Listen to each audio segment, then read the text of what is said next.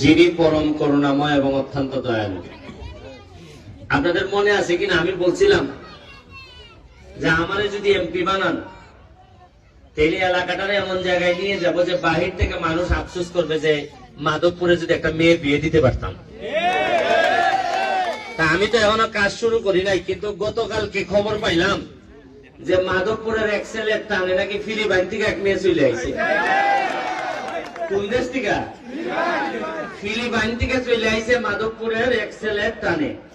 তা আমি চিন্তা করলাম কাজ শুরুর আগেই যদি ফিলিপাইন কাজ শুরু করলে তো আমেরিকার থেকে আইব। এটা কিন্তু লক্ষণ বালা বালা না নেই। শোনেন, মানুষ যখন সভ্য হয়, মানুষ যখন শিক্ষিত হয়, মানুষ যখন তার নিজের সংস্কৃতিরে ধারণ করে, মানুষ যখন সৎ হয়, তখন তার জন্য পৃথিবী কেন, পৃথিবীর এমন কোন জায়গা নাই যে জায়গার মানুষ ওয়েট করে না যে ওই জায়গায় যেতে পারতাম যদি। আমরা কি কারণে বিদেশে যাওয়ার জন্য পাগল হয়ে যাই?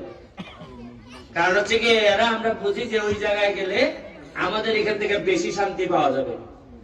আমি আমার বাড়ি যে জায়গায়, আমার বাসা যে জায়গায়, নির্বাচনের আগে বলছিলাম যে যদি আমি পাস করি, তোমরা একটা কাজ করো, এখন যদি বায়না কইরাও থাকো তাও জায়গা জমি আর বিক্রি করো না। কারণ আমি পাস করলে জায়গার দাম বাড়ে যাবে। কারণ জায়গার দাম বাড়ে মানুষের কারণে, শুধু মাটির কারণে না। মানুষ যদি ভালো জন্মায় তো এই জায়গার দাম বাড়ে। আমি এই যে দেখেন, আমি এখানে বক্তব্য রাখতেছি, কিন্তু আমার নজর কিন্তু ওই ছেলেরা খেলতেছে।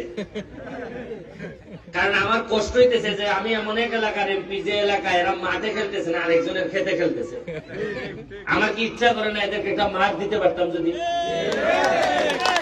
দেখেন, এই যে কয়দিন পরে দেখবেন মাঠের এই জমির মালিকে করবো ওর ওইখানে ইয়ে না, আমি রইতাম, ক্ষেত রইতাম, এই খেলা শেষ না নি। আমার স্বপ্ন হইল গিয়া আশ্চর্যই বা আপনারা সোনারঘাট মাধবপুরে মিললে 9টা মাঠের খাত চলতেছে। আমি এখনো সরকারি বরাদ্দ পুরা পাইছি না।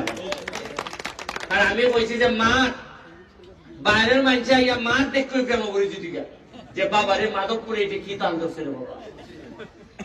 একটা পরিত্যক্ত বিল্ডিং রে, চন্ডির পাশে একটা পরিত্যক্ত বিল্ডিং রে এমন জিনিস বানাইতেছি যাত্রী ছাউনি রে। কয়দিন পরে এখান থেকে সিএনজি দেখে ছবি তুললে আইবা কি সুন্দর বানাইতেছি দেখে। আর এই জায়গা থেকে শুরু করে রেল লাইন থেকে একবারে সানপুর পর্যন্ত আমি এই এমপি পদ থেকে যাইবার আগে দেখতে যাইবা যে বাইরের মানুষে আপনারা আত্মীয় স্বজন যারা পাওয়ান পেলে ওরা আছে না নি, এরা ইদানিং দেখবা আওয়াজ আওয়া বাইরে কারণ জানবা যে এই জায়গাটার মধ্যে ঘুরাঘুরি করুন যায়, কিছু খরচা পাতি পারবো আপনারা। আমি চাইতেছি এলাকাটা এমন জায়গা লই যেতাম যেমন ফ্রিল্যান্সিং। আপনারা জানেন আইসিটি মিনিস্টার আমি লইয়া ইসলাম আইয়া কইছি যে এই জায়গা জোগাতে আর উন্নতি হইতো না, কম্পিউটার তারের ভিত্তিতে আমাদের ছেলেরা এমন ভাবে পড়াশোনা করবো দেখবেন আপনি এই থাকবো আছি আর ইনকাম করবো নিউ ইয়র্কের ডলার।